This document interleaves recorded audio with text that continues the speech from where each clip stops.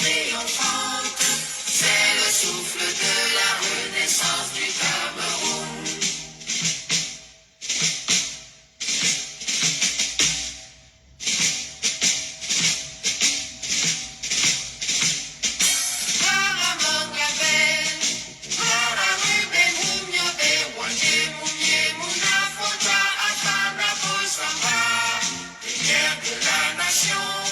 Éclaire nos cœurs de lion, c'est le souffle de la renaissance du Cameroun. De Kousséri à Batouri, de Bakassi à Kiroshi, unis dans le précieux ruban des noces de Fourin. Des enfants tout d'amour, la nuit précède le jour, sur les sillons de la renaissance du Cameroun.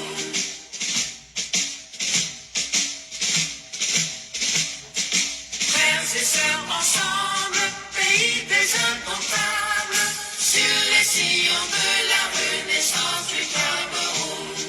Frères poussons ensemble, prenons le vivre ensemble, sur les sillons de la renaissance du Cameroun. Terre de mes ancêtres, que j'aime de tout mon être, je m'engage sur les sillons de ta renaissance. Afrique en miniature, pour ta progéniture, je m'engage sur les sillons de ta renaissance, sur les sillons de la renaissance du Cameroun.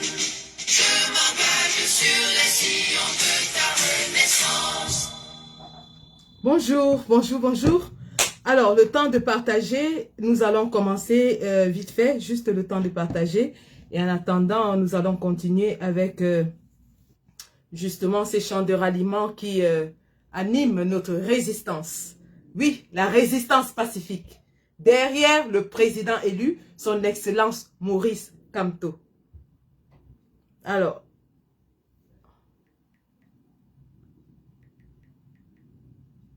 on continue, hein, je vais juste chercher le matériel nécessaire. Pakamto, Pakamto, sauve-nous, sauve-nous.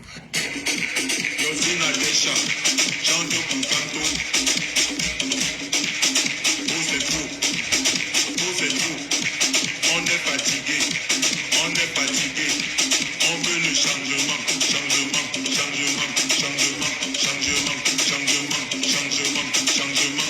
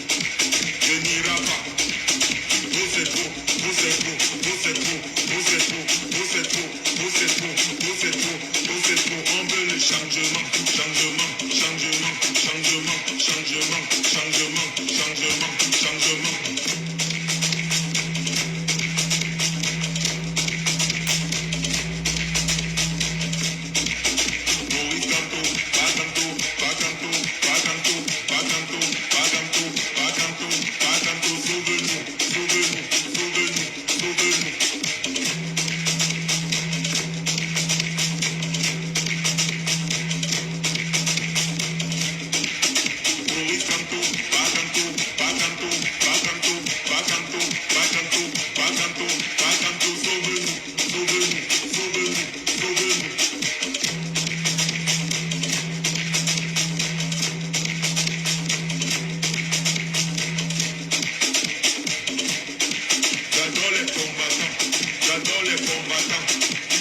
diaspora,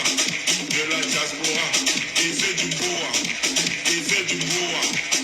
Ils sont forts, ils sont forts, ils sont forts, ils sont forts, ils sont forts, ils sont forts, ils sont forts. Ce sont les patriotes, patriotes, patriotes, patriotes, patriotes, patriotes, patriotes, patriotes, patriotes. La patrie ou la mort, la patrie ou la mort, ou la mort, ou la mort, ou la mort, ou la mort, ou la mort.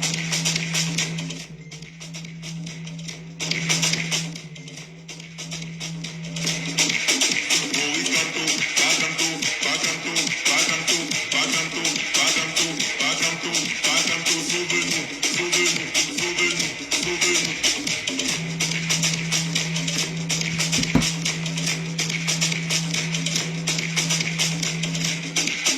Maurice Kanto, Bakanto, Bakanto, Bakanto, Bakanto, Bakanto, Bakanto, Bakanto, sauve-nous, sauve-nous, sauve-nous, sauve-nous.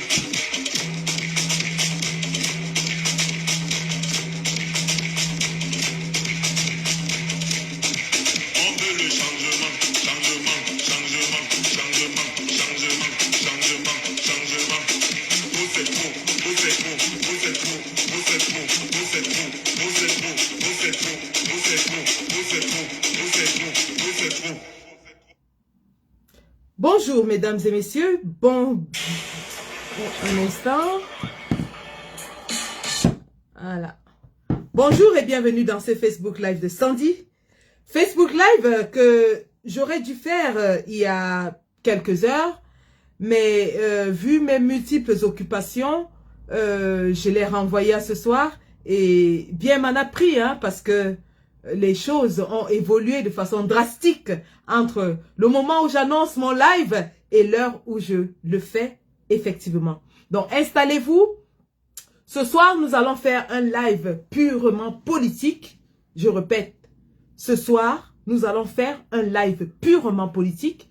Nous allons analyser les contours et les pourtours du départ de Dame Michelle Sonia Ndoki du MRC. Départ qui avait été réclamé par plusieurs personnes, qui a été retardé, mais qui finalement arrive ce soir comme un couperet. Nous allons d'abord examiner les causes de cette expulsion spectaculaire d'un membre du directoire du MRC. Ensuite, nous allons nous appesantir sur les conséquences politiques qu'aurait eu la non-expulsion de Dame Ndoki du MRC. Enfin, nous allons parler des perspectives pour la suite de notre combat. Donc, ce live, il a 3 volets en fait, hein. Le pré, l'avant-expulsion, le pourquoi de l'expulsion et enfin l'après-expulsion. Donc, ce sera un live comme je n'en ai plus fait depuis longtemps. Ça veut dire un live assez sérieux, assez concentré sur les faits, assez analytique. Donc, nous allons nous lancer à cet exercice et je compte sur vous pour partager ce live parce que, comme je vous l'ai dit, mes pages Facebook, Sandy Boston officiel, Sandy Boston officiel 2, sont réduites à 95% par Facebook. Visibilité réduite.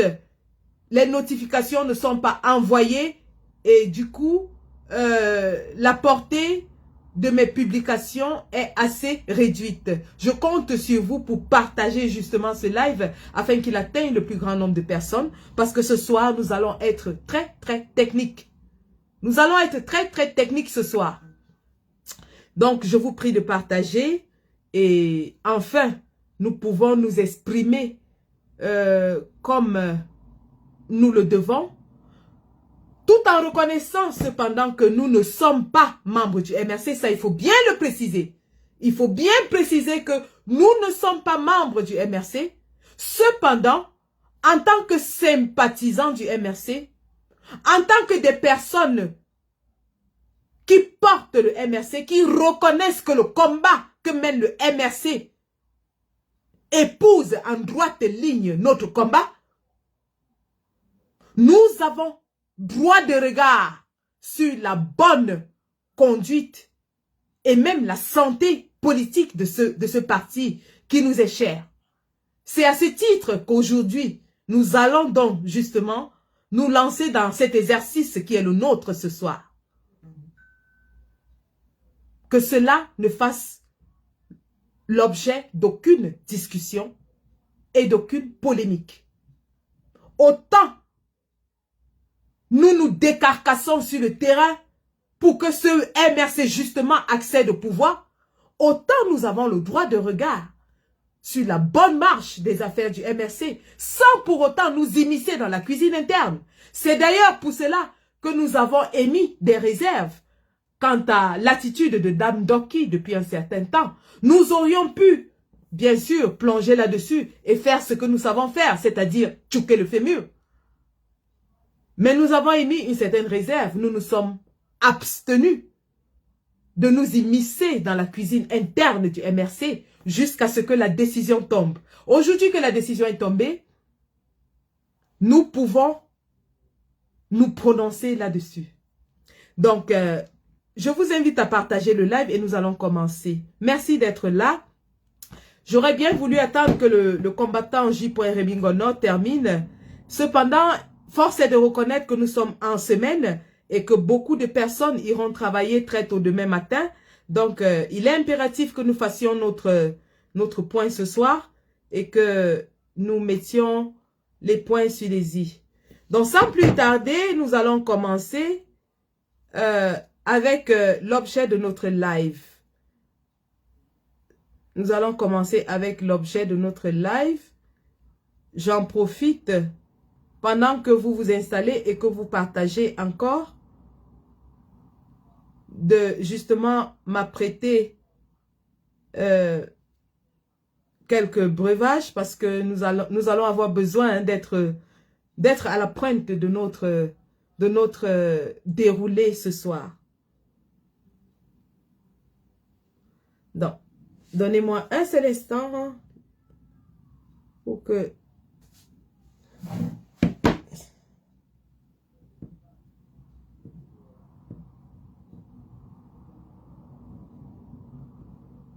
Pour que j'aille justement...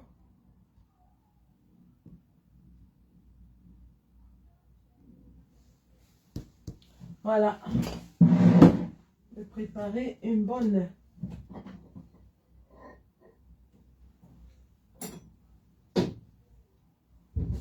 jarre d'eau fraîche.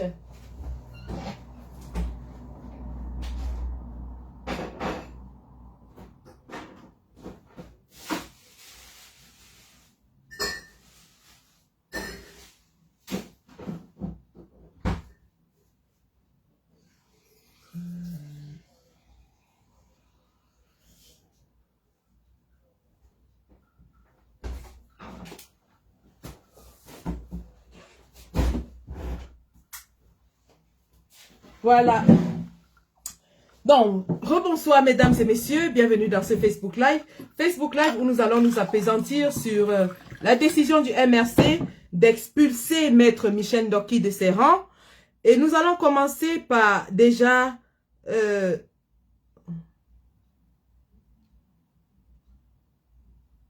nous allons commencer déjà par dire qui est Michel Ndoki.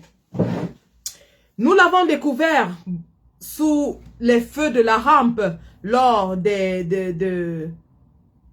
lors du contexte électoral de 2018, surtout lors de son intervention au Conseil constitutionnel, où elle a fait une intervention assez brillante. Et ensuite, elle est devenue l'égérie de notre combat lorsque, lors de la marche du 26 janvier 2019, Dame Michel Ndoki reçoit une balle à bout portant dans la cuisse. Le monde entier est ému parce qu'on voit des forces de l'ordre d'une sauvagerie, d'une brutalité inégalée qui tire sans aucune pitié et sans aucune merci sur une femme qui n'avait pour seule arme que sa parole, qui marchait à main nue aux côtés de ses camarades de lutte. Le monde entier est ému et nous sortons tous comme un seul homme pour justement protester contre cette sauvagerie, cette barbarie, cette brutalité de l'armée satrapique de M. Biya. À cette occasion, donc justement, puisque la brigade anti-Sadina avait dit, si un seul Camerounais est violenté au Cameroun lors des marches blanches, nous allons frapper. Et nous avons frappé. Nous avons frappé sur les ambassades en diaspora, que ce soit à Ottawa, que ce soit à Washington, que ce soit à Paris, que ce soit à Bruxelles, à Berlin et à Londres. Les ambassades du Cameroun en diaspora ont été systématiquement attaquées en protestation contre cette barbarie, cette sauvagerie, cette brutalité, cette violence de l'armée de M. Biya qui avait tiré à bout portant sur des manifestants à main nue, des manifestants pacifiques. Parmi lesquels donc cette dame Michel Ndoki. Dans cet acte, la porte au sommet de notre combat et elle devient immédiatement l'égérie du combat. Elle devient la figure du combat. Toutes les Amazones veulent s'identifier à elle parce qu'on voit cette femme qui reste stoïque face à cette brutalité policière. Alors, ça nous a quand même conduit à de la curiosité pour savoir qui est Michel Ndoki. Michel Ndoki est né le 31 mars 1973 en France. Donc, ce qui fait d'elle une dame de 50 ans au jour d'aujourd'hui. Au jour d'aujourd'hui, Michel Ndoki est âgée de 50 ans. Elle est née en France de parents camerounais. Et elle rentre évidemment au Cameroun pendant ses années de jeunesse où ses parents l'inscrivent au CS de Liguesono. Et ensuite, elle obtient son baccalauréat au lycée Jos à Douala. Après l'obtention de son baccalauréat, Michel Ndoki retourne en France où elle va faire ses études supérieures. Elle étudie donc le droit des affaires en Europe et obtient un diplôme d'études supérieures en droit privé avec une spécialisation en droit des affaires. Ensuite, elle rentre au Cameroun vers la fin de 1997 et rejoint le cabinet de Marie-André Ngoué. Elle y travaille pendant 5 ans comme juriste en conseil et droit des entreprises. Donc, en 2006, elle rejoint les groupes Orange, c'est-à-dire de 2006 à 2012, elle travaille pour Orange et Guinness Cameroun. Donc, elle est un conseil indépendant et travaille dans leur avocature. Elle est ainsi inscrite au barreau du Cameroun et au barreau de France.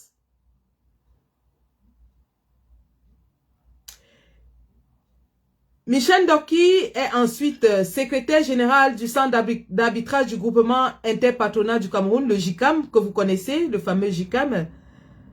Et elle y est inscrite dans la lutte anticorruption.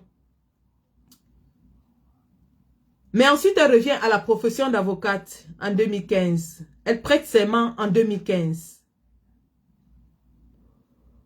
Donc, sur le plan politique, elle commence en politique avec le Cameroon People's Party de Kawala, qu'elle quitte par la suite en 2014. Donc, sur le plan politique, Michel Ndoki s'engage d'abord avec le CPP de Kawala et elle le quitte en 2014. Puis elle entre dans les actions de la société civile pendant 2 ans avec des organisations telles que Freedom Generation et ensuite elle rejoint le mouvement pour la renaissance du Cameroun, le MRC, en décembre 2016. Donc Michel Ndoki entre effectivement au MRC en décembre 2016, 2 ans avant les élections présidentielles.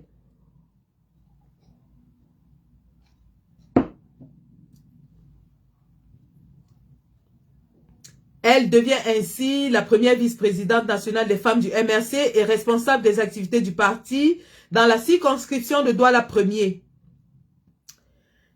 Bien sûr, pendant les élections 2018, comme je vous l'ai dit et comme vous le savez, puisque vous êtes tous des combattants, elle se bat aux côtés du président élu, le président Maurice Kamto, et de tous les autres combattants, afin que le MRC accède au pouvoir. Donc, voilà comment Michel Ndoki rejoint le MRC. Et comme nous l'avons établi dès le départ, elle est l'une des figures prominentes de ce parti, du fait qu'elle ait subi justement cet acte de violence.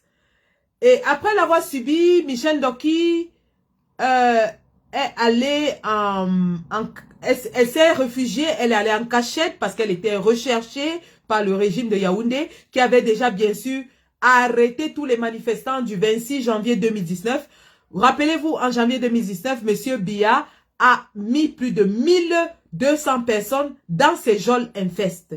Michel Ndoki, donc, du fait qu'elle était blessée, réussit à s'échapper de l'hôpital et à se mettre en situation de cachette, quoi. La diaspora combattante se mobilise et nous levons des fonds pour aider justement les blessés du 26 janvier 2019. Et vous vous rappelez bien que cette opération était menée par moi-même et c'est la toute première cagnotte de ce combat où nous avons justement levé des millions de francs CFA pour aider les combattants au 237. Donc Michel Ndoki reçoit sa quote-part ainsi que M. N'Djamène, tous ceux qui avaient été blessés par balle. Sauf que lorsque Michel Ndoki reçoit sa quote-part, le lendemain ou 2 jours après, elle prend la route pour le Nigeria et elle est saisie à la frontière du Nigeria par les forces armées camerounaises qui la ramènent donc sur Yaoundé et la mettent à la prison centrale de Kondengui.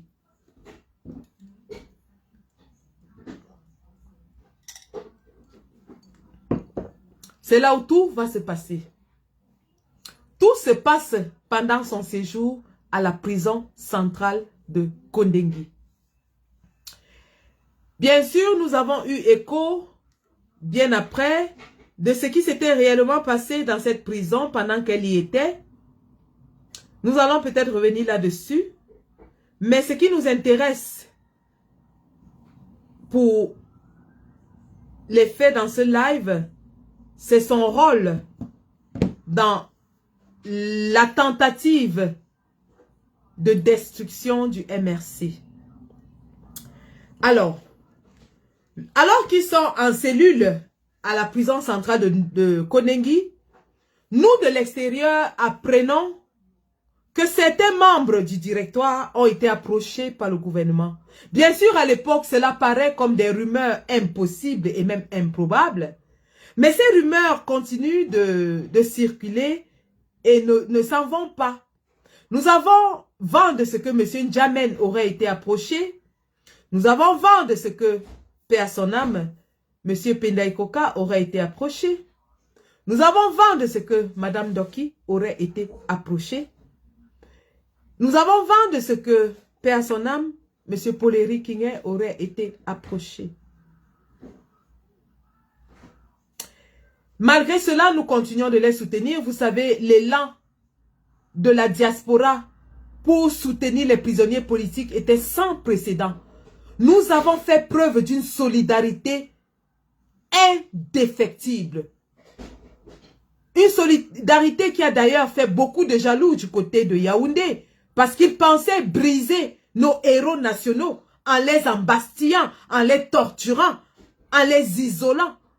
Que non, la diaspora s'est mobilisée comme jamais et apportait un soutien inégalable,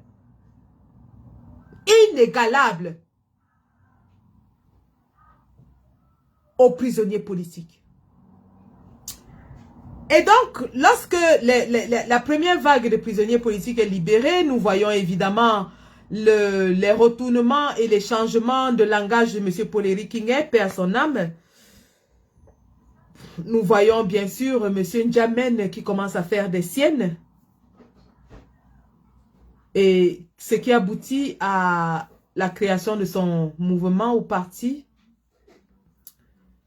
Et en février 2020, lorsque les élections législatives et municipales s'annoncent et que le MRC est censé prendre part à ces échéances électorales, tout le monde est un peu sceptique, on se demande ce qui va se passer. Néanmoins, nous regardons le parti s'activer, s'animer pour prendre part à ces élections. C'est alors que la nouvelle tombe comme un coup de marteau sur la tête de beaucoup. Le président élu annonce que le MRC n'ira pas à ces élections. Beaucoup avaient déjà mobilisé des fonds, avaient payé leur caution, avaient établi leur liste. Évidemment, cette décision fait beaucoup de mécontents.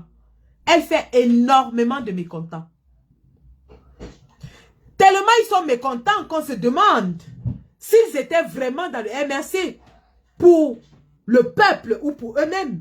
Parce qu'on ne comprend pas le degré d'aigreur, de méchanceté, de colère que ces gens ont lorsque la décision, rappelons que cette décision n'émane pas du président élu, c'était une décision collégiale qui avait été prise par le parti et cette décision était basée justement sur les faits qui avaient été rapportés et qui étaient d'un sérieux du premier rang. Et je vais vous expliquer, d'ailleurs, on les a déjà expliqués.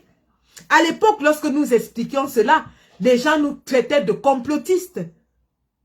Je me rappelle que j'étais l'une des premières à faire un live pour expliquer cette non-participation aux élections législatives. Ils nous ont traités de complotistes. Ils nous ont traités d'extrémistes et de tout ce qui va sous le soleil. Mais cette décision était basée sur une intelligence informationnelle qui faisait état de ce que... Et d'ailleurs, le professeur Alain Foguet, que je salue, du fond de sa cellule Infest, et qui, j'espère, suivra ce live et prendra tous les hommages qui lui reviennent, lui, ce grand stratège militaire et politique. Le professeur Alain Foguet avait d'ailleurs fait une note là-dessus, où il avait fait part de l'intelligence selon laquelle le gouvernement s'apprêtait à créer un parti dans le parti qu'ils auraient appelé le Grand MRC. Donc, le plan du gouvernement était justement de pistonner quelques membres du MRC qui se présenteraient à ces élections législatives et municipales, glaneraient donc des sièges à l'Assemblée nationale et une fois à l'Assemblée nationale, déclareraient qu'ils ne sont plus du MRC et créeraient ainsi une scission interne du MRC, le laissant fragilisé, affaibli, divisé et complètement amoindri. C'était ça le premier plan A de M. Atangandji et son cabinet noir. Le plan A de M. Atangandji et le cabinet noir était de laisser le MRC aller aux élections, de laisser le MRC avoir des élus qu'ils auraient eux-mêmes pistonnés. Et maintenant, quand ces gens auraient eu des sièges à l'Assemblée nationale, ils auraient donc démissionné du MRC, créé une scission et affaibli, amoindri le MRC de l'intérieur avec des élus à l'Assemblée.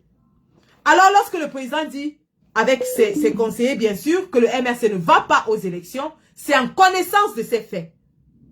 Et pour nulle autre raison, comme beaucoup ont voulu le dire. Mais bien sûr, en politicien, il ne serait pas venu expliquer cette raison dans les médias. Il ne serait pas venu dire que oui, j'ai eu vent de ce que le RDPC est en train de pistonner les gens dans mon parti, c'est pour ça que je ne vais pas aux élections. C'est un politicien quand même. La communication politique est un art. Et le président élu l'a ainsi formulé. C'est vrai que à l'époque, en 2020, la guerre du Nozo battait son plein et qu'il y avait des milliers de morts sur le carreau.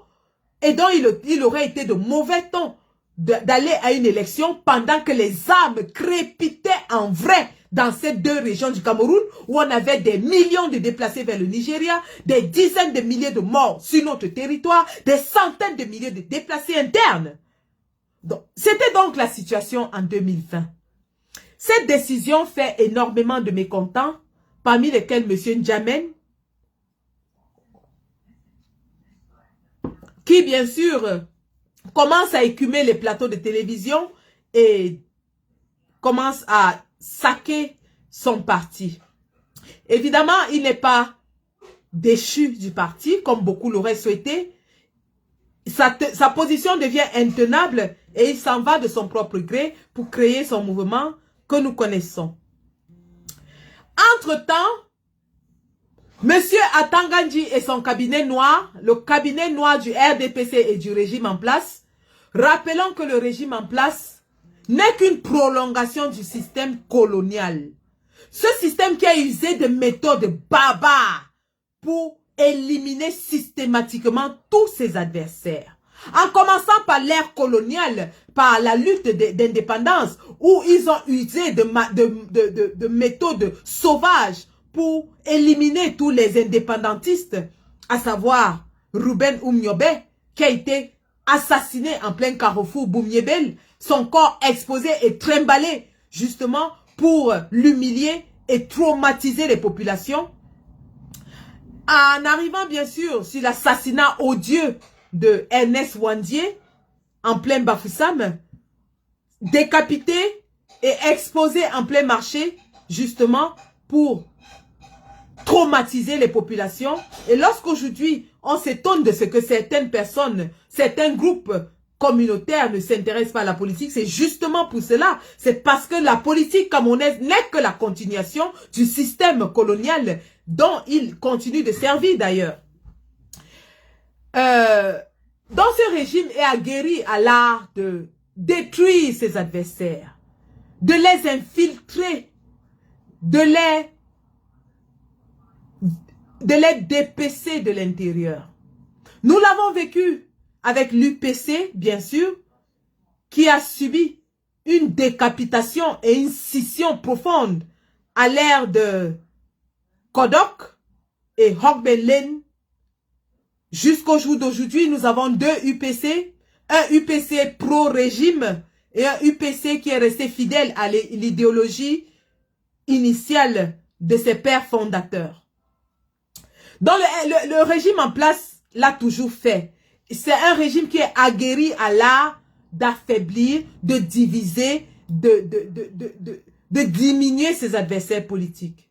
Il a fait avec l'UPC qui était le parti le plus puissant au Cameroun en termes d'opposition, qui était le parti le plus virulent, qui est même le seul parti au Cameroun qui a pris les armes, qui a mené une lutte armée pour libérer notre pays de la dictature coloniale et néocoloniale. Après l'UPC, le RDPC et son cabinet noir ont utilisé les mêmes méthodes pour diviser le SDF, créer un schisme complet. En créant un SDF pro-régime et de l'autre côté un SDF qui est resté fidèle à l'idéologie initiale dirigée bien sûr par l'honorable combattant Jean-Michel Ninche. Donc, le RDPC sait que c'est une technique qui marche. C'est une tactique qui a toujours marché. Depuis l'époque coloniale jusqu'aux années 92, aux années de Braise, ils ont réussi à diviser les partis qui les menaçaient. Alors, survient le phénomène MRC et le président Kamto en 2018. Un parti qui prend du vent en poupe, qui gagne le cœur de tous les Camerounais, qui va même jusqu'à l'international. On parle du président Maurice Kamto en Amérique, aux États-Unis, au Canada, en France, en Belgique, partout dans le monde. Le président Kamto fait la une. Il est celui-là qui mène la barque de la résistance nationale contre le régime satrapique de M. Biya, contre le régime néocolonial france-africain de M. Biya. Oui, il ne s'attendait pas à ce qu'il y ait un homme politique qui émerge et surtout qui attire autant d'énergie positive, qui attire autant de foule, qui draine autant de foule autour de lui. Il faut à tout prix tuer ce phénomène Kamto. Il faut à tout prix diviser ce MRC. Alors comment est-ce que le RDPC va procéder pour diviser, tuer, amoindrir le MRC? Ils arrêtent d'abord tous les membres du directoire national et les jettent tous en prison en 2019. Cela ne marche pas. Cela ne marche pas. Alors, pendant que les leaders sont en prison, ils entreprennent de les approcher un à un, individuellement, et procéder par la ruse et la corruption. Bien sûr, cette tactique marche pour certains, parce qu'il y en a qui ont les yeux plus longs que le ventre, qui sont alléchés par la proposition du RDPC. Et donc, lorsqu'ils sortent de prison, nous voyons ces velléités que vous avez vues avec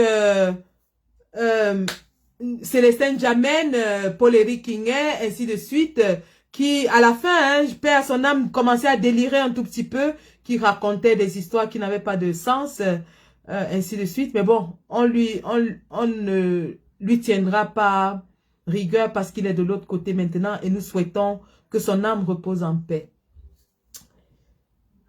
Et donc, dans cette mouvance pour détruire le MRC, la personne la plus indiquée est Monsieur Christian Penda-Ikoka, paix à son âme. Parce qu'il est la personne la plus capée. Il ne fait pas partie du MRC, mais il est le partenaire du président élu et du MRC. Il est la personne la plus capée après le président élu. Que ce soit académiquement, que ce soit politiquement, il est la personne la plus capée. Il est celui-là que le président élu prend comme son allié le plus sûr. Il l'appelle d'ailleurs mon frère, son confident, son allié, celui avec qui il envisage changer les choses dans notre pays. Celui sur lequel il compte sur ses compétences économiques, sur son expérience auprès de M. Biya et dans les hautes sphères de l'économie mondiale. Oui, ce n'est pas une honte de le dire. Le président élu comptait énormément sur son alliance avec M. Penda-Ikoka. Tellement il avait confiance qu'il lui a confié le projet de SCSI qui a tourné tel que ça a tourné et nous savons pourquoi ça a tourné ainsi. Et lorsque je l'ai dit, je vous l'ai déjà expliqué, ça m'a... Excusez-moi de dire de parler de moi parce que c'était assez difficile pour moi de faire cette sortie qui expliquait exactement ce qui s'était passé dans SCSI. Parce que comme je vous l'ai expliqué, j'avais une relation particulière avec M. Penda-Ikoka qui était très proche de ma famille. Mais force était de constater que les choses n'allaient pas. Et que de plus en plus le président Kamto était esselé, était menacé, était même mis en minorité. Ce qui attire notre attention dans l'affaire SCSI, justement, au-delà de la brouille financière qu'ils ont voulu créer, qui au final n'a jamais existé, et qui n'avait été créée que pour salir la réputation du président Kamto, au-delà de cette brouille, ce qui avait le plus marqué, c'était que il y avait eu des manœuvres souterraines pour détruire le président Kamto. C'est-à-dire, pendant que cette affaire était menée, des contacts avaient été établis au sein du MRC Europe et Cameroun pour recruter des personnes afin de rejoindre le mouvement de M. Penda et de quitter le MRC. C'est là où l'alarme a sonné. Beaucoup qui ont commencé à communiquer entre eux se sont rendus compte qu'il y avait quelque chose de plus grave que cela. Et donc, nous avons fait cette sortie. Nous avons fait cette sortie qui a éclairé les choses, qui a rétabli les faits et qui a remis les pendules à l'heure. Monsieur Penda, malheureusement, à cette époque, était dans les phases finales de sa maladie et il est décédé quelques mois plus tard. Cependant, Monsieur Penda n'était pas seul dans cette entreprise, puisque je vous ai expliqué que c'était une entreprise du cabinet noir. Le but de cette entreprise était de recruter tous les membres non bamileke du MRC et les opposer au président élu. Je vous ai expliqué ça ici, je vous ai dit que cela s'appelait, c'était une tactique qu'on appelle le désossement.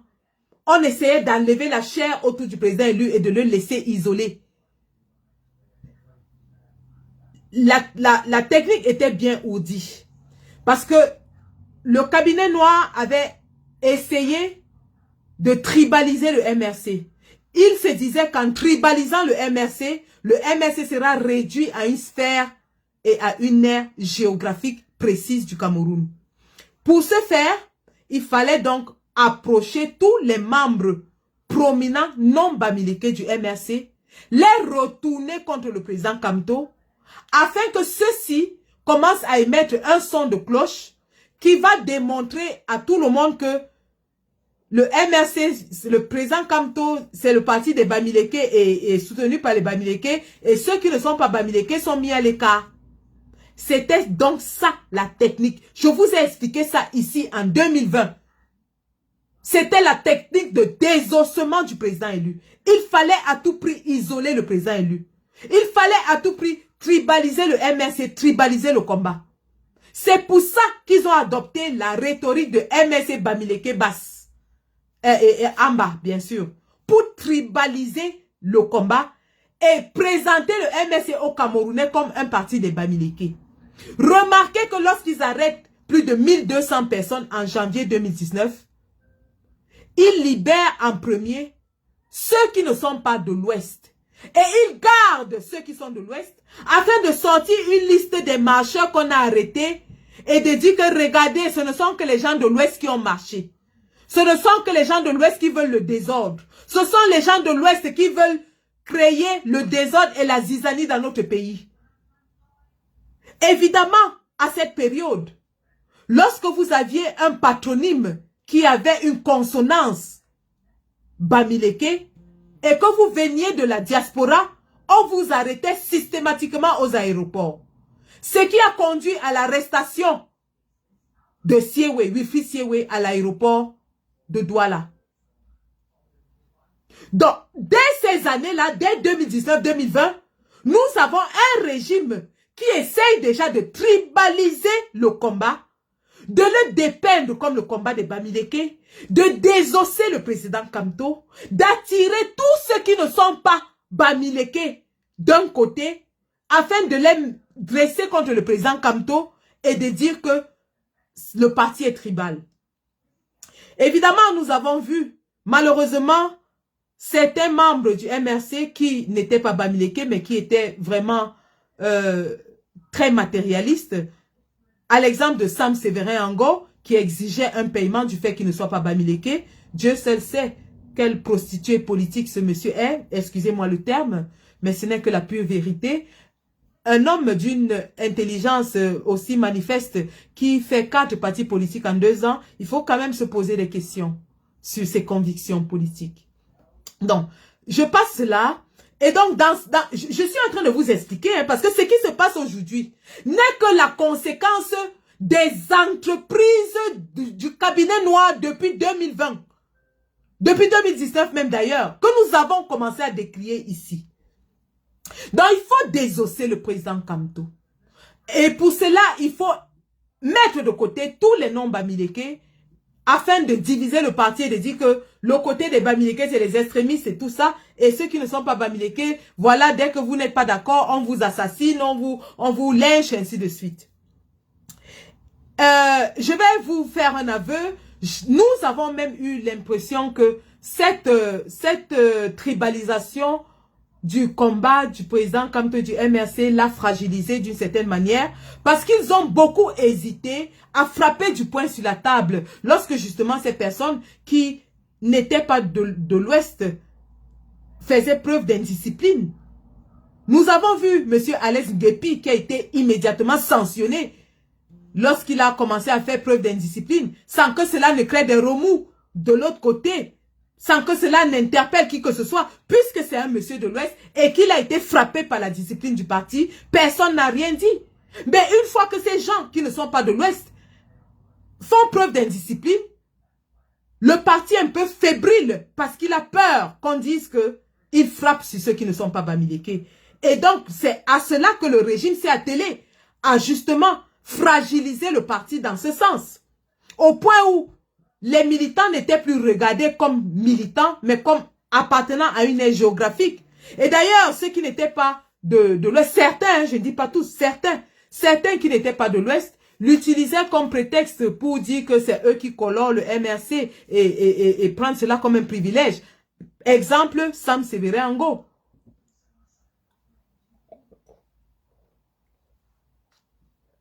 Donc, lorsque M. Penda Ekoka, paix à son âme, engage dans l'action SCSI pistonnée par qui nous savons, je ne vais plus revenir là-dessus parce que nous avons fait une analyse extensive du problème SCSI. Monsieur Penda Ekoka n'est pas seul dans cette entreprise. Il est rejoint par Michel Ndoki, dont il est proche parce qu'ils sont de la même aire géographique et partageraient des liens familiaux. Il n'est pas seul. Sauf qu'à l'ère de SCSI, on ne parle pas encore de Michel Ndoki. On parle de M. Penda Ekoka. Il est rejoint dans cette entreprise par d'autres cadres qui, bien sûr, sont plus attirés par le gain matériel qu'autre chose. Et donc, lorsque M. Penda Ekoka décède et que le plan SCSI est détruit par nous-mêmes, le cabinet noir se remet au travail. Il ne peut pas abandonner un travail qu'il a commencé depuis fort longtemps. Parce qu'il faut avouer que le cabinet noir a commencé ce travail en 2019, lorsqu'il a senti la menace du MRC. Il a approché Dame Michel Ndoki. Nous sommes au courant de la rencontre nocturne entre Michel Ndoki et M. Atangandji dans un hôtel. Et encore, Michel Ndoki, en tant que responsable d'un parti, décide d'aller rencontrer un ministre de la République, c'est-à-dire un opposant politique, sans l'avis de son parti, sans informer son parti. Et ce n'est que sous pression qu'elle avoue qu'elle a rencontré M. Atangandji. Et elle ne nous a jamais dit ce qui a été vraiment dit lors de cette rencontre. Qu'est-ce qui s'est véritablement passé? Nul n'en saura. Ce qui s'en est suivi, c'est que nous avons constaté un changement d'attitude de Michel Ndoki vis-à-vis du président élu et vis-à-vis du MRC du combat. Depuis sa sortie de prison, Michel Ndoki n'est plus jamais retourné à son unité de base à Douala 1er.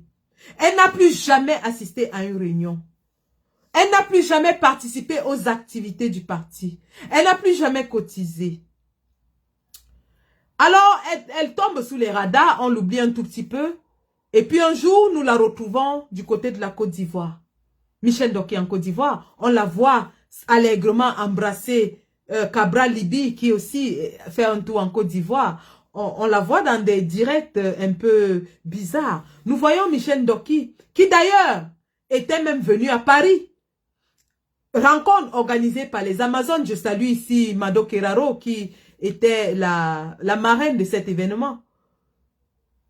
Michel Ndoki qui arrive en diaspora un peu après sa libération, invité par les Amazones de la diaspora, c'est-à-dire les Amazones de la basse, les combattants qui ont marché, qui ont battu les pavés de jour comme de nuit, qui se sont fait tabasser par la police, qui se sont fait arrêter pour protester contre le traitement infligé à Maître Michel Ndoki. Lorsque Michel Ndoki arrive à cette rencontre, Michel Ndoki nous dit qu'il faut respecter les institutions et que Paul Biya est une institution. Le langage de Michel Ndoki qui marchait dans la rue et qui criait comme au président avant son entrée en prison est différent du langage de Michel Ndoki à sa sortie de prison qui nous demande de respecter les institutions. C'est alors que J. Remingono s'était levé, a pris la parole et a dit « Michel Ndoki, vous devriez remercier ces femmes qui sont assises. Parce que c'est grâce à elles que vous êtes libérés. Ces femmes ont marché jour et nuit, ont été tabassées par la police, ont même commis des actes de violence. Parce que vous étiez en prison. Si vous venez ici leur dire de respecter les mêmes gens qui ont tiré sur votre pied, alors vous manquez de respect à ces femmes. Et parmi lesquelles une Gabonaise. Voilà le discours exact de J. Remingono ce jour-là. Dame Michel Ndoki, donc, qui commence à passer dans les chaînes de télévision et qui demande de respecter les institutions, de respecter M. Paul Biya, c'est une institution. Nous sommes abasourdis par ce discours qui nous paraît assez incongru. Venant d'une femme qui a reçu une balle dans son pied, dans sa jambe. Michel Ndoki, donc, étant en Côte d'Ivoire, nous dit qu'elle y est allée, elle a fui pour la Côte d'Ivoire parce que sa vie était en danger. Il y en a qui la soutiennent, qui disent que oui, elle a eu raison de s'enfuir parce qu'on devait la tuer, ainsi de suite. Nous autres, nous restons un peu sceptiques parce qu'on se dit, mais le président Kamto est à un jet de pierre d'Etoudi. Pourquoi est-ce qu'il ne fuit pas? Sa vie n'est-elle pas plus en danger que celle de Michel Ndoki? Pourquoi est-ce que M. Kamto, le président élu, son excellence, le professeur Maurice Kamto, ne fuit pas le Cameroun pour aller se réfugier ailleurs? Bon, après on s'est dit, ok, Dame Michel Ndoki nous dit que c'est pour sa survie et que sa vie était en danger. Sauf qu'étant en Côte d'Ivoire, elle commence à faire des lives un peu tendancieux. Elle nous dit qu'elle a créé un mouvement appelé les bâtisseurs, qu'elle appelle les Camerounais à bâtir ensemble. Et puis, un jour, elle revient au Cameroun. Comme par hasard, sa vie n'est plus en danger. Le même régime est en place. Les mêmes autorités, les mêmes forces policières sont toujours en place. Les mêmes qui l'ont fait fuir pour la Côte d'Ivoire. Et sans crier gare, sa vie n'est plus en danger. Elle rentre au Cameroun. Dame Michel Ndoki rentre au Cameroun avec une grosse annonce. Elle nous annonce qu'elle revient comme ça pour se présenter à la tête du MRC. Pour se présenter comme candidate. Cette annonce énerve plus d'un, ça nous amuse et puis ça irrite beaucoup parce qu'on se dit à quoi elle joue au final. À quoi elle joue? Une femme qui n'a plus participé aux activités de son parti depuis belle lurette. Une femme qui ne s'est pas indignée sur la mort de ses camarades politiques en prison, notamment Rodrigue Ndagueho, dont elle dit qu'elle n'était pas au courant. Une femme qui n'a pas rendu visite aux prisonniers politiques, qui n'a plus participé à aucune action sur le terrain avec son parti, qui n'a plus cotisé, mais qui nous dit qu'elle veut se porter à la tête de ce parti. Ça paraît quand même assez bizarre. Bon, après, on se dit, ok, le MRC veut faire preuve de démocratie. Tout militant qui répond aux critères a le droit de se présenter à la candidature de la tête du parti. Ce n'est que très normal. Ce que nous trouvons anormal, par contre, c'est sa démarche. Michel Ndoki ne présente pas sa candidature en vantant ses mérites, en vantant ses faits d'armes dans le combat, en vantant ses faits d'armes au sein du parti, en vendant son action dans le parti. Non, parce qu'elle sait qu'elle n'a aucune action dans le parti. Parce qu'elle sait qu'elle n'a aucun fait d'armes. Parce qu'elle sait qu'à part sa balle qu'elle a reçue à la jambe, et d'ailleurs qu'elle a contesté, Michel Ndoki n'a aucun fait d'armes. Elle n'a rien pour soutenir sa candidature. Elle le sait. Elle sait très bien que même si elle se présentait contre une militante de base, elle ne gagnerait pas. Elle le sait. Elle connaît son impopularité. Elle sait qu'elle est une déserteuse. Elle le sait. Mais pourquoi insiste-t-elle dans ces conditions à vouloir prendre la tête du parti? C'est ça qui amène beaucoup à s'interroger et à se demander, n'est-elle pas en mission? N'est-ce pas une mission à elle assignée par le cabinet noir de M. Atangandji, son nouveau partenaire en crime? L'homme au serpent, affamé. Celui-là même qui avait dit qu'un simple sous-préfet peut résoudre le problème de Kamto. Celui-là qui fait des pieds et des mains, qui a essayé de dissoudre le MRC sans succès. Nous pouvons donc dissoudre le MRC. Monsieur Atangandji, qui est le ministre de l'administration territoriale, c'est-à-dire celui-là qui valide même la vie d'un parti politique, l'existence d'un parti politique, celui-là donne le cachet décide de la vie ou de la mort d'un parti politique au Cameroun, s'associe à Michel Ndoki pour nuire au MRC. Et je vais vous expliquer comment. Donc,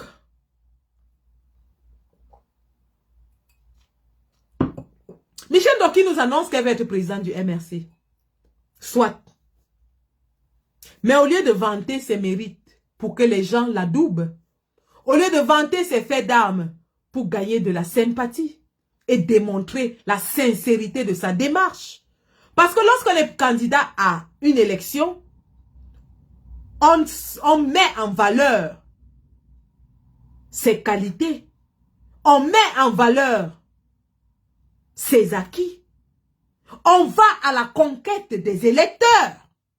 Aller à la conquête des électeurs veut dire quoi? À l'intérieur d'un parti. Ça veut dire participer aux actions militantes. Ça veut dire se mélanger aux militants de base.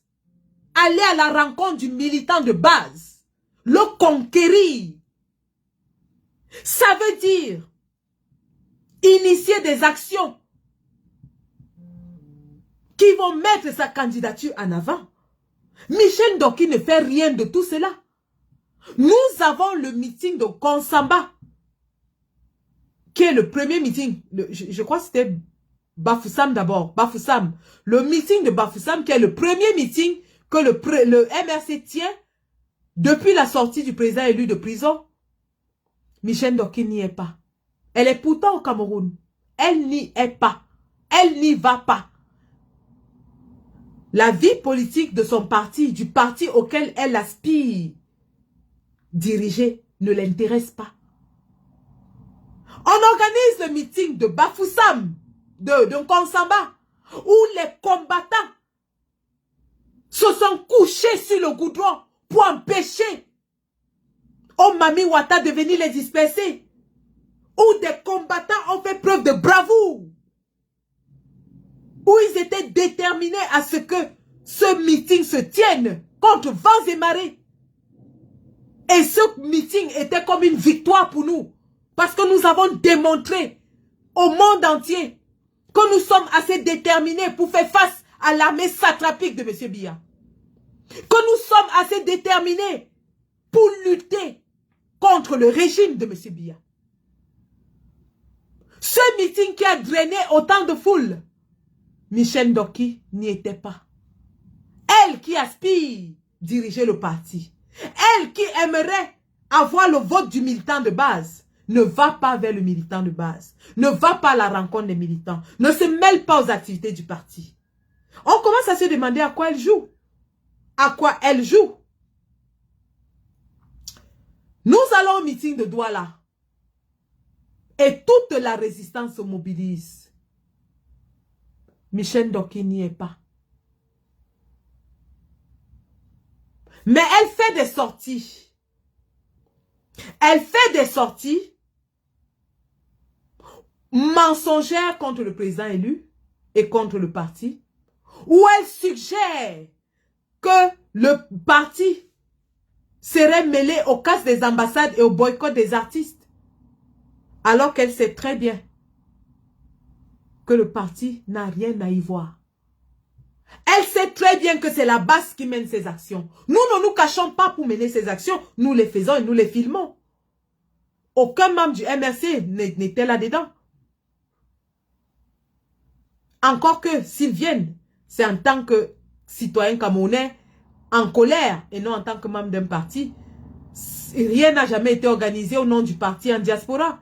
Lorsque nous organisons des marches citoyennes, oui, vous allez voir la bannière du MRC parce qu'il s'agit de marches citoyennes blanches.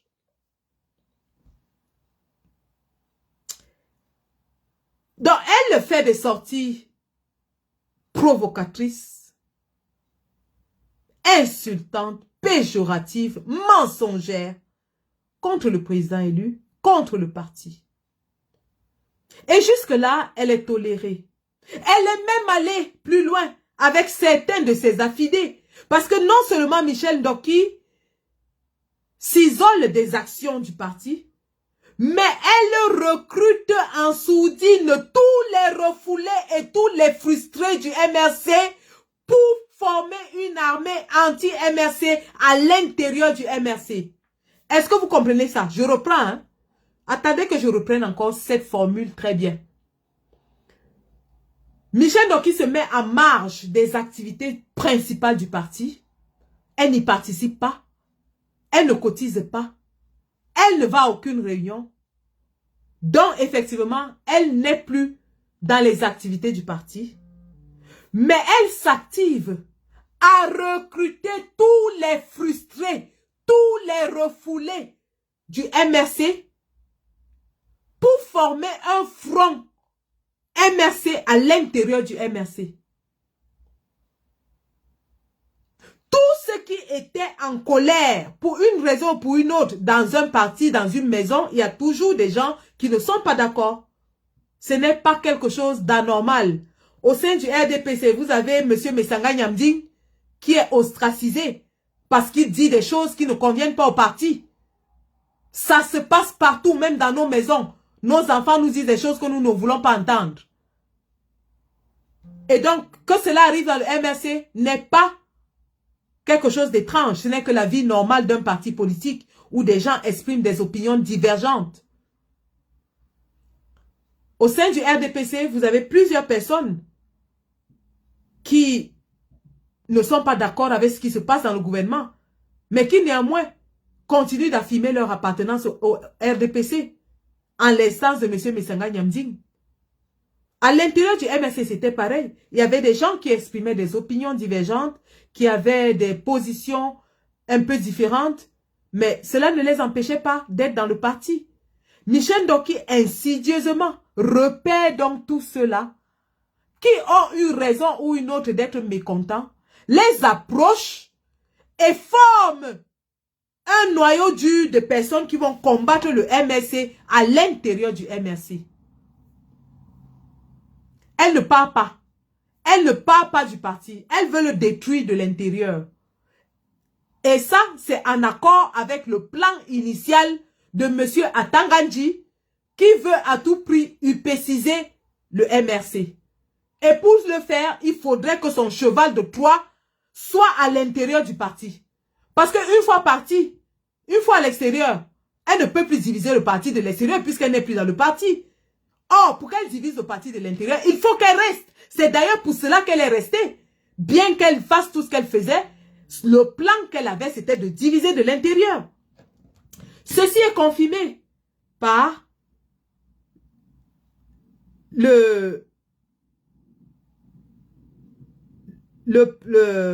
rapport, la décision d'expulsion qui a été rendue publique aujourd'hui. Je vais vous lire les raisons pour lesquelles elle a été chassée comme une malpropre du MRC. Et ce sont des faits que nous avons tous vécus les uns après les autres. Donc, je vais vous les lire. C'est vrai que mes yeux sont un peu...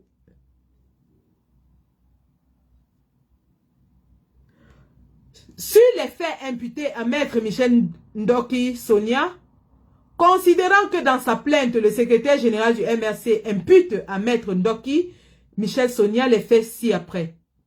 1. Allégation mensongère et diffamatoire à l'encontre du président national et du MRC faite sur les réseaux sociaux le mercredi 7 juin 2023. 2.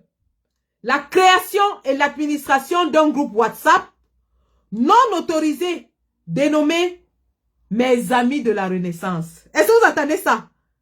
Elle a créé un groupe WhatsApp appelé « Mes amis de la Renaissance ». Donc, ses amis à elle de la Renaissance. Et ce groupe WhatsApp était constitué de qui? Mais le nom le dit assez, ses amis de la Renaissance. Donc, les refoulés, les frustrés du MRC qu'elle a regroupés dans un groupe afin de fomenter un plan pour détruire le MRC de l'intérieur. Le lancement, le 24 juillet 2021, du mouvement Les Bâtisseurs, enfants de ma terre. Est-ce que vous entendez ça? Elle a lancé un mouvement étant membre du directoire appelé Les Bâtisseurs, enfants de ma terre. Aujourd'hui qu'elle n'est plus du MRC, elle peut se concentrer donc à bâtir avec ses fameux bâtisseurs. La remise en cause de l'authenticité des statuts du parti publiés dans le site de celui-ci. Et ça, c'est un point très important.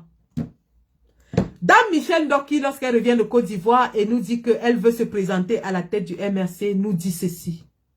Elle nous dit que les statuts du parti ne permettent pas au président Kamto de se représenter à une élection au sein du parti.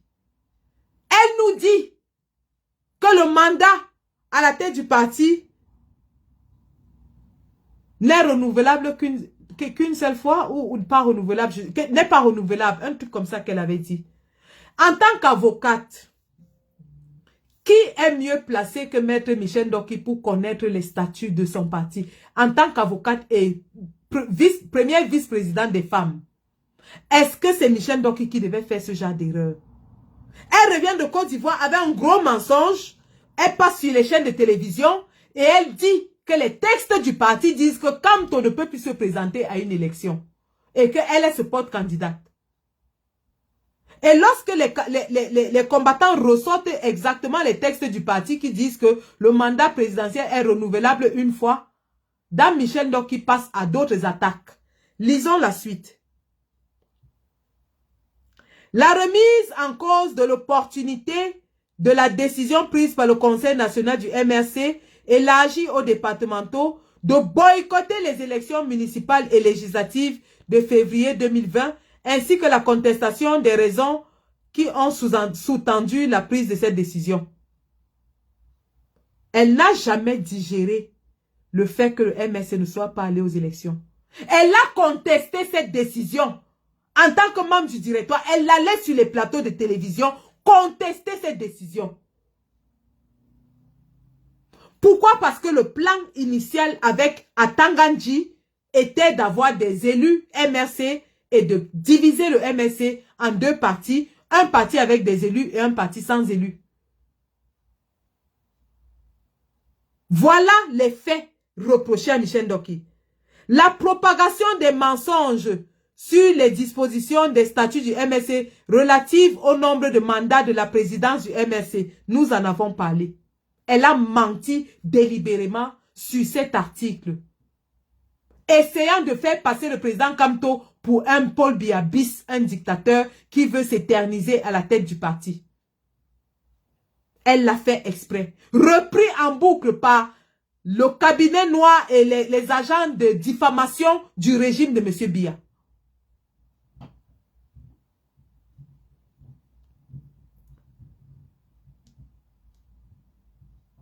Donc, voilà les faits principaux qui sont reprochés à Maître Michel Ndoki. Et ils ont aussi parlé de la résolution adoptée par le directoire au cours d'une réunion tenue en juin 2023. Maître Tamfou Richard, militant secrétaire national chargé de la réforme et de la modernisation de l'État et communicant pour le mouvement de la résistance du Cameroun, vient d'être exclu parce que voilà. Donc ça, c'était une autre décision.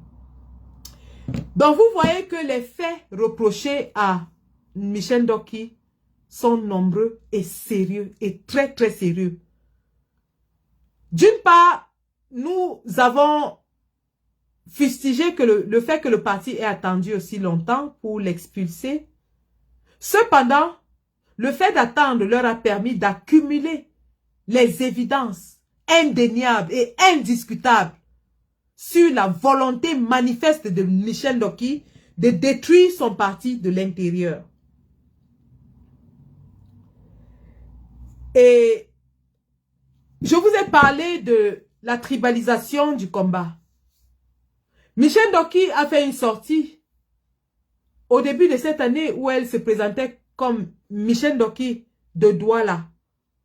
Un détail qui a paru anodin pour certains, mais qui était plein de sens. Qui était plein de sens du fait que Michel Ndoki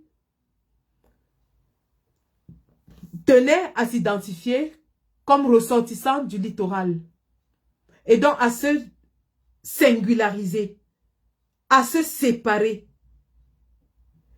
Et elle a ensuite dit qu'elle aimerait que le parti soit un parti de proposition, comme le PCRN, elle aimerait que le parti soit un parti de proposition et non un parti de contestation.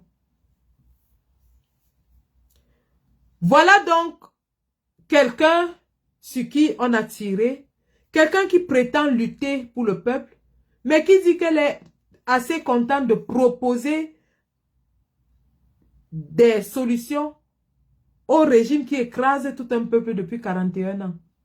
Et qu'elle n'est pas là pour contester, elle est là pour proposer.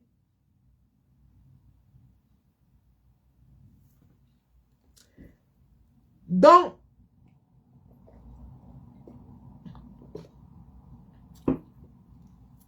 le plan oudi par le clan RDPC et AFIDE était donc de diviser le MRC de l'intérieur. Ils ont approché beaucoup de militants. Vous avez vu, à un moment, il y avait des défections dans le MRC. Ce n'était pas le fait du hasard. C'était le résultat d'un travail de sape intense effectué par le régime à l'intérieur du MRC afin de le fragiliser, afin de le diviser, afin de l'affaiblir. Et c'est à ce moment que nous avons dit, nous devons resserrer les rangs autour du président Kamto parce que nous voyons le plan qui est bien oudi contre lui. Le premier plan était de le faire culpabiliser des actions de la base. Essayer de le faire se sentir coupable de ce que la base fait, sachant très bien que la base ne reçoit d'ordre de personne, qu'il n'y a même pas de dirigeant dans la base. La base boycotte quand elle veut, qui elle veut, comme elle veut. Cela ne l'empêche pour autant pas de soutenir le président Kamto. En essayant donc d'imputer les actions de la base au MRC et au président Kamto, le but est très simple. Les faire se sentir coupables. Et donc se désolidariser. Et donc diviser la résistance. Parce que la résistance c'est un bloc. La résistance c'est un bloc. Nous formons un bloc et chacun combat à sa manière. Pour atteindre le même but qui est le départ de M. Biya et de son régime.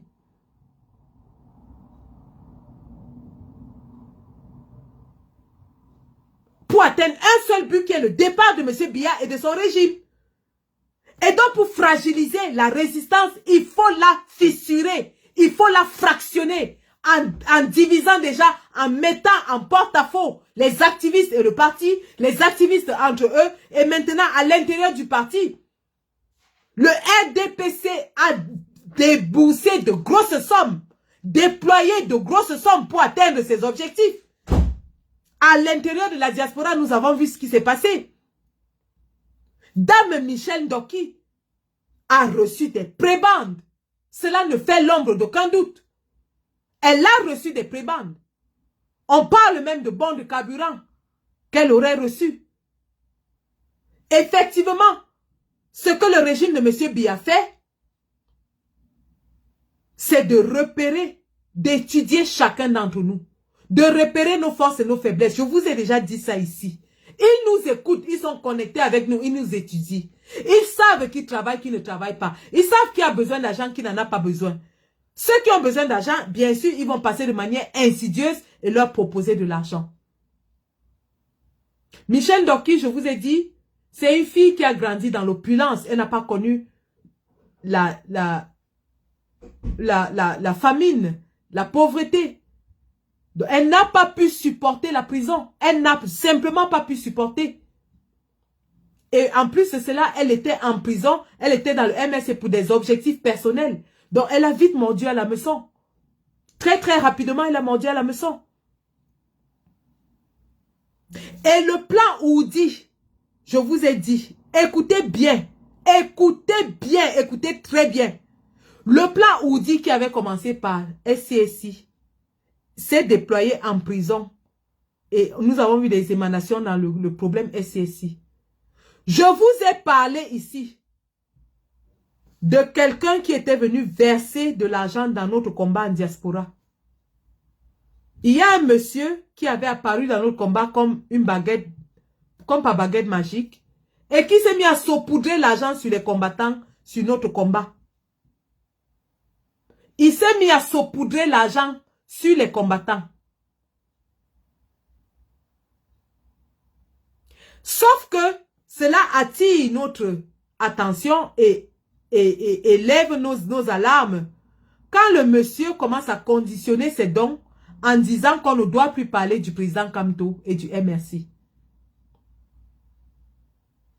Et le monsieur, plus tard, savait être lié d'une façon ou d'une autre au défunt Christian Pendai-Koka, dont nous étions infiltrés jusqu'à l'intérieur. Nous étions infiltrés en diaspora. Le MSC était infiltré au Cameroun. Ils se sont mis à acheter les combattants pour les retourner. Et vous avez vu la montée d'un discours anti-Kamto, anti-MRC en diaspora. Vous avez vu la montée d'un discours anti-MRC, anti-président Kamto en diaspora. Ce sont les émanations de ce complot. Et nous avons vite fait de tuer cela dans l'œuf. Nous avons vite fait de tuer cela dans l'œuf. Et ils utilisaient les mêmes méthodes que le gouvernement utilise au Cameroun. C'est-à-dire, ils approchaient les combattants en diaspora qu'ils pensaient être non bamileke. Évidemment, tout le monde savait que j'étais boulou. J'ai été approché. J'étais d'ailleurs la cible première. Et donc, ils ont essayé de faire la même chose, amener les combattants non bamileke d'un côté contre le président Kamto et dire que le reste, c'est la secte bahamiste, tribaliste du village. Mais nous avons lu ça de très loin. Et nous avons tué ce plan dans l'œuf. Nous avons détruit ce plan dans l'œuf.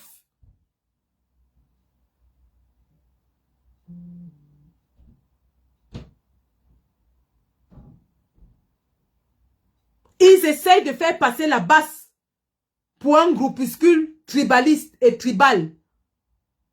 La présence des personnes comme moi les gêne. Parce que feront-ils? Autant je suis fier de mes origines, autant je suis fier de mon sang, boulou, fond qui coule dans mes veines. Que feront-ils de cela? Autant maman Élise de Suisse est fière d'être Ewondo de Yaoundé. Et ils sont nombreux. Ils sont très nombreux. Je ne peux pas les citer tous.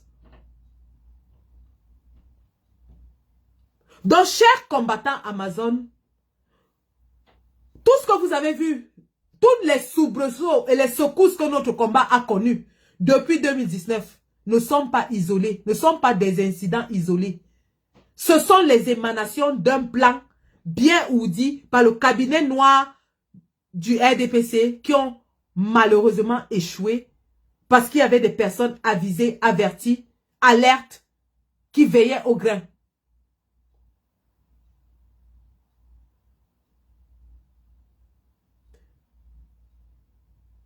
Ils ont essayé de détruire le MRC de l'intérieur, de l'imploser, de l'émietter, de l'UPCiser, comme ils l'ont fait avec l'UPC, autant de Roch Belen, autant de Kodok. Comme ils l'ont fait avec le SIF, avec Joshua aussi, qui est pro-RDPC. Malheureusement pour eux, leur cheval de Troie a été détecté. Alors, je vous dis comment, je vais vous expliquer comment Michel Ndoki aurait réussi si elle était restée. Je vous explique dans le plan. Le plan pour Michel Ndoki était de se présenter à la tête du MRC, sachant très bien qu'elle ne peut pas gagner. Elle le savait, hein? Elle savait très bien qu'elle ne pouvait pas gagner. Mais elle insistait qu'elle est candidate. Elle insistait qu'elle va se présenter. Elle insistait qu'elle attend la convention. Le plan qu'elle avait ourdi avec son Atanganji, son fiancé, était justement qu'elle se présente à ces élections, qu'elle les perde comme elle savait qu'elle allait les perdre, et qu'elle maintenant fasse une contestation des résultats. Une fois qu'elle a déposé auprès du tribunal la contestation des résultats, c'est là où Atanganji allait intervenir Atangandji, en tant que Minat, allait maintenant intervenir et annuler toutes ces élections et même diviser le parti et dire que lui, il reconnaît plutôt les résultats que Maître Michel Ndoki lui aurait présenté. Et puisque c'est lui qui a l'autorité territoriale, comme ils l'ont fait avec le SDF, ils allaient réussir maintenant à diviser le MRC, MRC Michel Ndoki contre MRC Atangandji, président Kamto. Les gens nous disaient ici que non, laissez-la, elle ne vaut rien. Non, vous lui donnez la popularité. Non, laissez-la, ne laissez-la se présenter. Ils n'avaient pas compris les enjeux de ce qui se préparait. C'est pour ça que nous attirions votre attention là-dessus. Quand les gens nous disaient non, Sandy ne parle pas d'elle, tu lui donnes la popularité. Non, ne la fait, elle vaut quoi? Elle vaut quoi? Laissez-la. Vous n'aviez pas compris. Elle-même savait qu'elle ne vaut rien.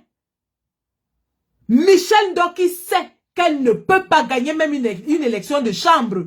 Je dis que même dans la chambre, elle ne peut pas gagner, elle le sait. Mais elle insistait parce que le plan Oudi avec Atangandji était que lorsque les résultats vont être prononcés, qu'elle conteste et qu'elle aille déposer au tribunal, Atangandji entre maintenant en jeu, il annule tout et il reconnaît les résultats que Maître Michel Ndoki lui a donnés et divise le parti en deux. C'était ça le projet de Maître Michel Ndoki. C'est comme ça qu'elle allait procéder. Et si on la laissait aller à ces élections, parce que vous pensiez que non, laissons-la, elle va perdre et puis ça va passer. Non, elle savait qu'elle allait perdre. Sauf qu'elle n'allait pas laisser. Et une fois qu'elle a contesté au niveau du Minat, on ne peut plus rien parce que c'est déjà hors de nos mains. Une fois qu'elle pose la contestation au Minat, c'est terminé. Ça se joue maintenant entre les mains d'Atangandji. Atangandji allait nous faire ça dur. Vous pensez que c'est pour rien qu'il se cache depuis? Vous pensez qu'Atangandji se fait petit depuis? Atangandji était tapis dans l'ombre, il attendait. Il attendait son moment de gloire. Son moment de gloire était de détruire le président Kamto, le LBRC. Et il allait le faire à la convention. On allait dire que non, Michel Ndoki ne vaut rien. Elle a dit non, laissez-la, elle ne vaut rien. Qu'elle se présente, on va même la gagner et tout ça. On devait la gagner. Ça, il n'y a aucun doute là-dessus. Elle ne peut pas gagner une élection contre le président Kamto. Elle le sait, tout le monde le sait. Atangandji le sait, elle-même le sait. Mais lorsqu'elle insiste, c'est parce qu'elle savait qu'elle va perdre. Et une fois qu'elle a perdu, elle dépose une contestation. Et une fois que c'est déjà entre les mains du Minat, on ne peut plus rien. C'est déjà entre leurs mains. Atangandji sort alors les serpents, les gros serpents affamés. Vous deviez voir Atangandji au journal de toutes les chaînes de télévision. CRTV, il allait nous sortir ces grosses formules qui sortent souvent. Quand on vend les œufs, on ne cherche pas la bagarre. Il devait nous sortir tout genre de formules. Il devait nous sortir, merde. J'ai dit qu'on a coupé l'herbe sous les pieds aux gens là. Vous pensez que c'est petit? Si j'avais une bouteille de vin, je devais ouvrir et boire aujourd'hui. C'est-à-dire qu'on leur a fait ça dur. Le cabinet noir est en ébullition. Ils sont rentrés au labo. Le cabinet noir est au labo à ce moment. Ils se demandent ce qu'ils vont faire. Premier plan pour aller aux élections législatives. On a tué ça. Deuxième plan pour venir faire des élections à la tête du MS et contester et que le Minat annule. On vient de tuer ça. Atangandji est malade là où il est. J'ai dit qu'il est en réanimation. Atangandji est en réanimation en ce moment. Parce qu'il avait déjà prêté toutes les formules. Comme il avait appelé le général là que les hommes sans foi ni loi. Maman, qui sait comment il devait appeler Kamto? Il devait appeler notre président comment? Il devait sortir ses gros yeux là, non? Quand on vend les œufs, on ne cherche pas la bagarre. Maman.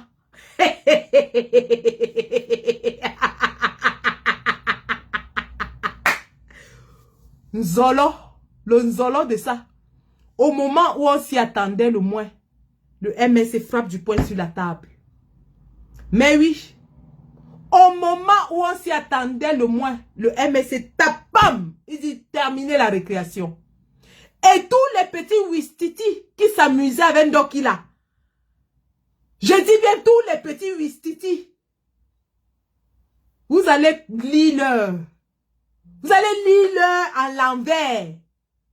Comme on vous a laissé, vous avez cru que le MRC c'est la cour du roi Pietro. Chacun peut faire ce qu'il veut, quand il veut, comme il veut. Vous chiez sur la tête du leader.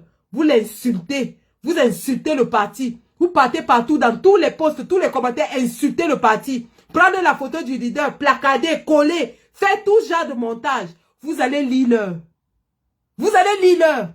Vous allez aller créer vos parts de parti. Vous avez vu dans quel parti il y a le libertinage qu'il y a dans le MRC. Toujours parce qu'on veut montrer qu'il y a la démocratie là. Toujours parce qu'on veut montrer qu'il y a la démocratie, la liberté d'expression. Dans quel parti, même le PCRN qui est ici à côté, on ne parle pas mal de Cabral Libi là-bas. Mais vous êtes dans le MRC, vous chiez sur la tête du leader, matin, midi, soir. Vous avez déjà dépassé les sardinards. Vous faites le boulot des sardinards à leur place. Vous faites le boulot des sardinards à leur place. Les sardinards ne se dérangent même plus. Parce qu'ils savent qu'ils ont leur gens à l'intérieur du parti qui tirent sur le président, qui tirent sur le parti. Vous allez lire, vous vous reconnaissez, vous tous là. Tous les frustrés, les refoulés là. Soit vous vous conformez à la discipline, soit vous allez lire. C'est de ça qu'il s'agit. C'est de ça qu'il s'agit. Donc les gars, franchement,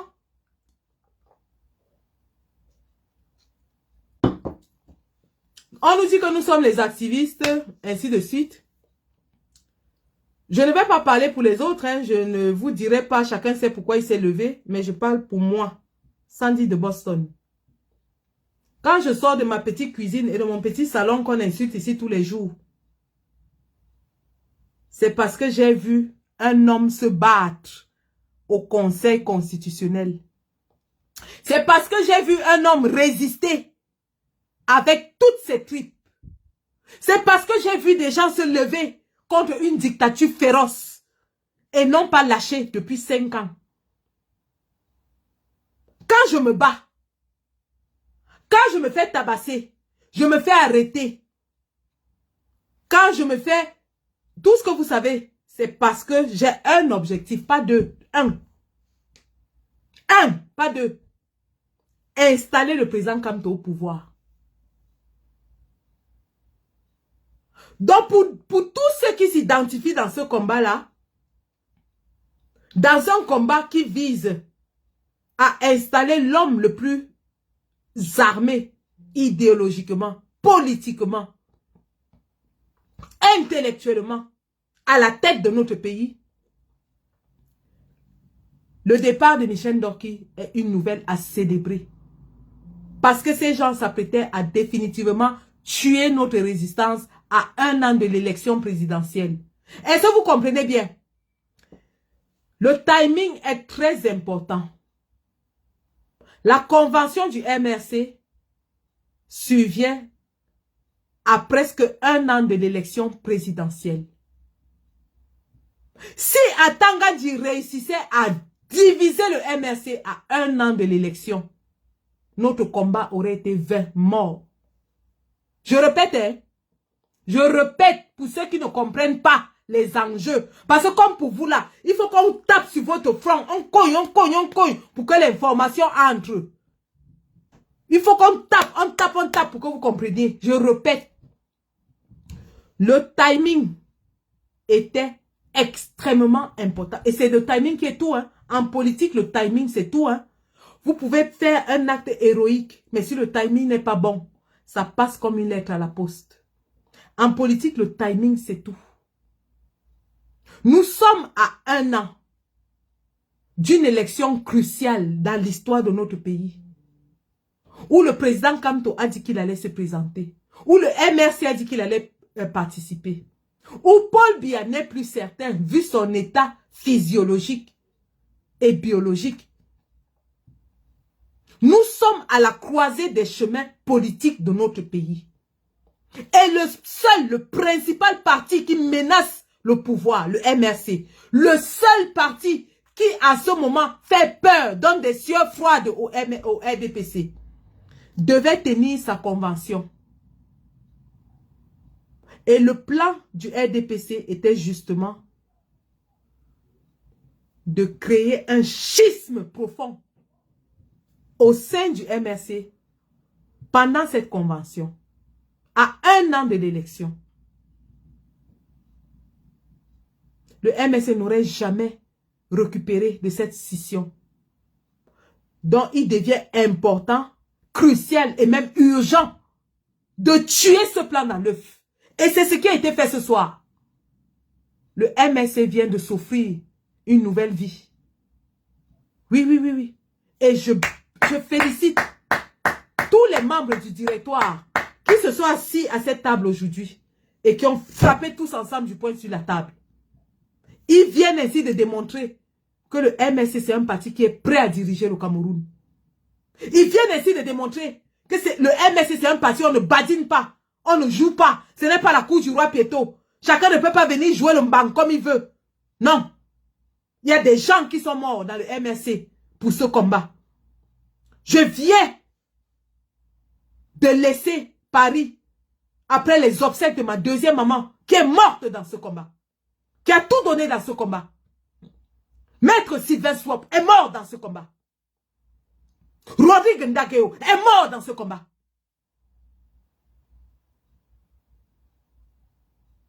Lorsqu'on sait qu'il y a des millions de Camerounais qui ont tout sacrifié, leur boulot, leur vie privée, leur avenir, leur famille pour ce combat, alors on ne peut pas laisser une femme comme Doki, qui qu'elle soit dans le parti, on ne peut même pas lui donner une chance, je dis bien une demi-chance, de ruiner le combat des millions de Camerounais.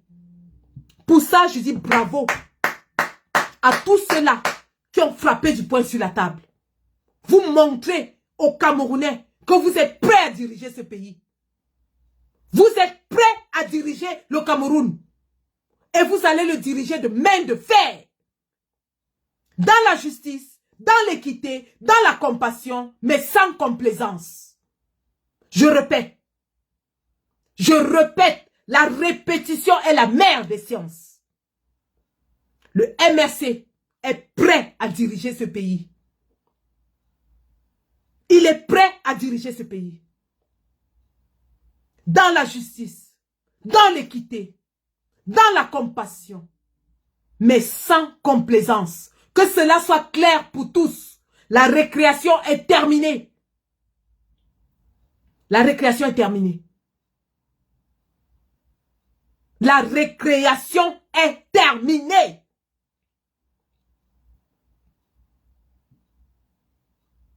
Et tous ceux-là qui s'amusaient à qualifier le président Kamto de mou, de faible, de lent, de ci, de ça, j'espère qu'aujourd'hui vous allez la boucler. Vous allez la boucler une fois et pour toutes. Oui. Être patient. Être à l'écoute. Parce qu'il est à l'écoute, hein. Il est à l'écoute, le président. Il est à l'écoute. Il est patient. Il est à l'écoute. Il analyse. Il observe. Mais en aucun cas, il n'est faible. Oui. Il a de la compassion. Mais lorsqu'il faut frapper, il frappe du poing sur la table. La preuve ce soir. Qui pouvait s'imaginer? Tout le monde pensait qu'on allait laisser Ndoki. Tout le monde disait non, laissez-la, on va la laisser. Au vu de son ancienne proximité, bien sûr, avec le président. Au vu de son ancienne proximité avec les membres du directoire. Tout le monde était convaincu, y compris elle-même. Lorsqu'elle se lance dans ce plan, elle est convaincue qu'on ne peut rien lui faire. Elle est sûre qu'elle peut s'agiter comme elle veut. Rien ne va lui arriver. Eh bien, je pense qu'aujourd'hui, elle est en train de méditer son sort quelque part dans une chambre sombre. Oui. La traîtrise en politique, ça se paye cher et ça se paye cash. Aujourd'hui, Michel Ndoki, qui était adoubé par le peuple de la résistance, qui était l'égérie du combat, le visage de la révolution, est devenu Oni. Est devenue la Chiza d'Atanganji. La femme du peuple est devenue, la fiancée du peuple est devenue la Chiza d'Atanganji. Quelle déchéance, quelle chute, quel déshonneur, quelle honte. J'espère que partout, lorsqu'elle se regardera dans une glace, elle pensera aux millions de Camerounais qu'elle a déçus de par son manque de conviction, sa faiblesse.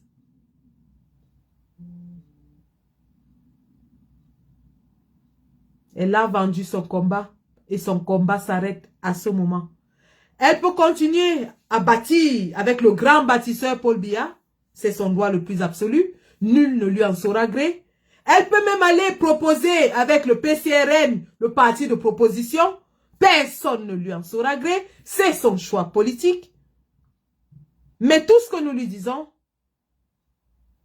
c'est que on ne joue pas avec le combat de tout un peuple. Tchatchopunke, bye bye makemazu. Meyega o kele longue.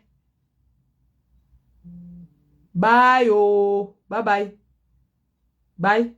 La mère. Bye bye.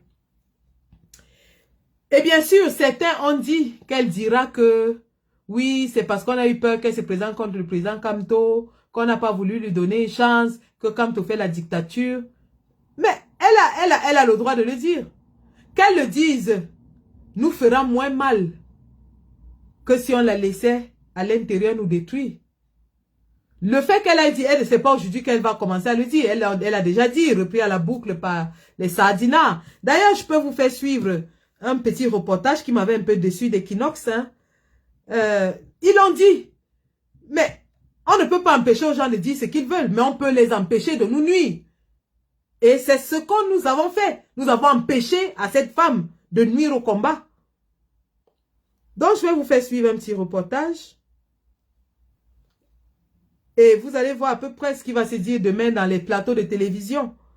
Mais comme je le dis encore, des deux mots, nous avons choisi le moins de mal. Des deux mots, nous avons choisi le moins de mal. C'est-à-dire le mal des insultes et des affirmations gratuites dans les plateaux de télévision. C'est le moindre des mal. Ça, on peut vivre avec. Mais on ne pouvait pas vivre avec la destruction qu'elle voulait nous causer. On ne pouvait pas. Je suis en médecine, dans mon langage, chez nous, on dit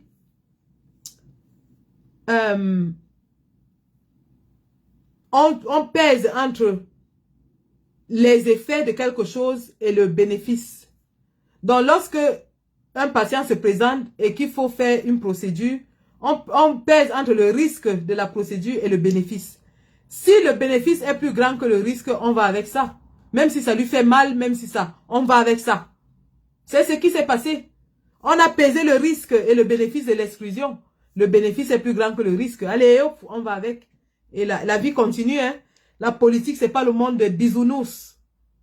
La politique, c'est pas le nom des bisounours. Non, non, non, non, non, non. Ça joue au sol et c'est du réel. Ça se joue par terre.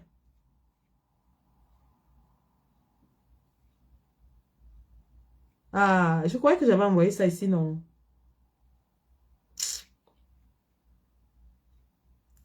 Je croyais que j'avais envoyé le reportage là ici. Je vais le retrouver et je vais vous le faire suivre. Et en même temps, hein, c'est pas la peine parce que c'est pas un bon reportage, mais bon, parfois ça vaut la peine d'écouter aussi un son de cloche dissonant et se dire que nous prenons des coups. Nous prenons des coups.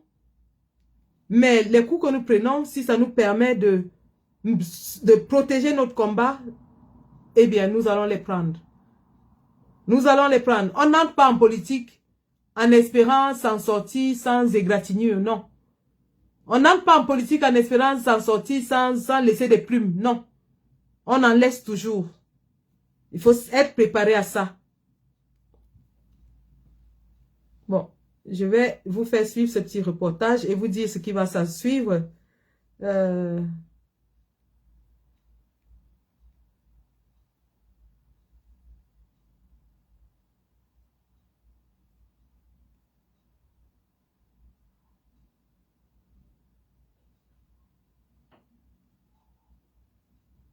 Bah, je pense que je l'ai perdu, c'est pas grave.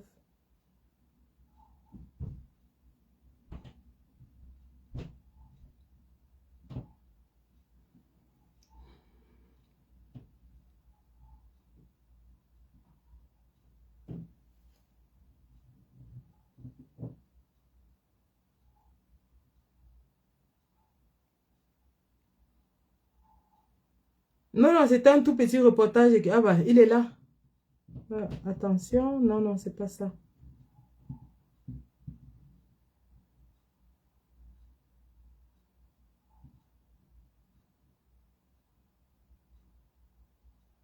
C'est un petit reportage Equinox qui parlait justement de la candidature de Michel Ndoki à la tête du MRC et qui à la fin dit que, avec le professeur Louison Issomba, qui conclut en disant que le président élu n'est pas différent de Paul Biya, comme Pfundis voulait s'éterniser à la tête du SDF, c'est comme ça que le président élu veut s'éterniser. Donc, on s'attend à cela, on le sait, on sait que c'est la conclusion inévitable, inéluctable qu'ils vont prendre. Mais ils ne peuvent pas non plus disputer le fait que les textes du MRC sont clairs. La candidature est renouvelable une fois. Une fois qu'elle a été renouvelée, le président élu ne peut plus se présenter et il le sait. Il le sait et tout le monde le sait. Mais cependant, pour le moment, il a le droit de se représenter et c'est ce qu'il va faire. Et tout autre candidat au sein du MRC qui répond aux critères sera bien sûr le bienvenu à se présenter. La concurrence loyale et légale n'est pas interdite au sein d'un parti. Donc, c'est cela. Donc, nous aujourd'hui, nous disons, le combat vient d'éviter de prendre du plomb dans son aile. Nous venons de déjouer un plan bien ou dit diabolique et satanique de M. Atanganji et son cabinet noir. Nous ne pouvons que nous en réjouir et redonner un cap à notre résistance nationale. Redonner un cap à notre résistance nationale, repartir sur de nouvelles bases et préparer les élections présidentielles qui arrivent en 2025 ou avant, avec notre président élu comme candidat et bien sûr avec la perspective de prendre le pouvoir et diriger le Cameroun tel qu'il se mérite. Et nous sommes convaincus que nous allons y arriver parce que les circonstances actuelles s'y prêtent, que ce soit du côté du pouvoir de Yaoundé qui est de plus en plus fébrile, que ce soit la santé de M. Biya qui laisse à désirer. Nous sommes convaincus que les choses vont se mettre en place afin que le Cameroun nouveau pour lequel nous nous battons advienne enfin. Et c'est pour cela que nous sommes vraiment satisfaits de la décision qui a été prise ce soir.